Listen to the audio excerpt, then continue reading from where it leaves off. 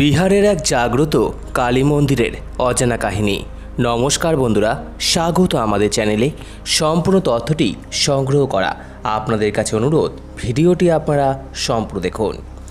সুপৌল জেলার রাঘোপুর প্রখণ্ডের বায়সী পঞ্চায়েতের এলাকায় এই কালী মন্দির পুরো জেলা এবং পাশের দেশ নেপালের সীমাবর্তী গ্রামের মানুষদের জন্য এক শ্রদ্ধা ও আস্থার কেন্দ্ররূপে অবস্থিত।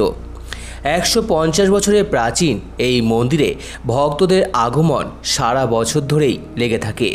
মানুষের অটুট বিশ্বাস, মায়ের কাছে পবিত্র হৃদয়ে কিছু চাইলে মা খালি হাতে ফেরান না। ভক্তদের মনের আশা পূরণ হলে ছাগল বলির মাধ্যমে তাদের কৃতজ্ঞতা প্রকাশ করেন মায়ের চরণে। এছাড়াও প্রচুর ছাগল বলি হয় প্রত্যেক বছর কালী পুজোর সময়। জনশ্রুতি, গড় বৈনালী স্টেটের রাজা তার নিজের বোন সিংহেশ্বরী দেবীকে বায়সী মৌজাটি দান করেছিলেন।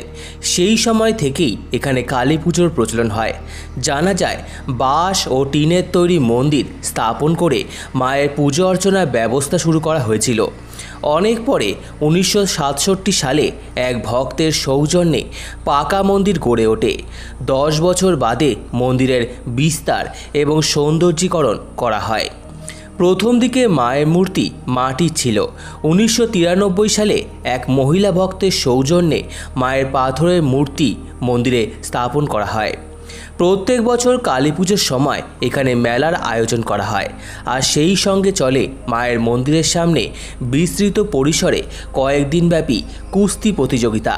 স্থানীয় মানুষদের আশা আকাঙ্ক্ষা আর মনোরঞ্জনের সাথে এইভাবেই জড়িয়ে রয়েছে মায়ের পরশ। সম্পূর্ণ ভিডিওটি দেখার জন্য আপনাদের সকলকে অসংখ্য ধন্যবাদ। ভিডিওটি ভালো লেগে থাকলে অবশ্যই লাইক, কমেন্ট, শেয়ার এবং চ্যানেলটিকে অবশ্যই সাবস্ক্রাইব করুন।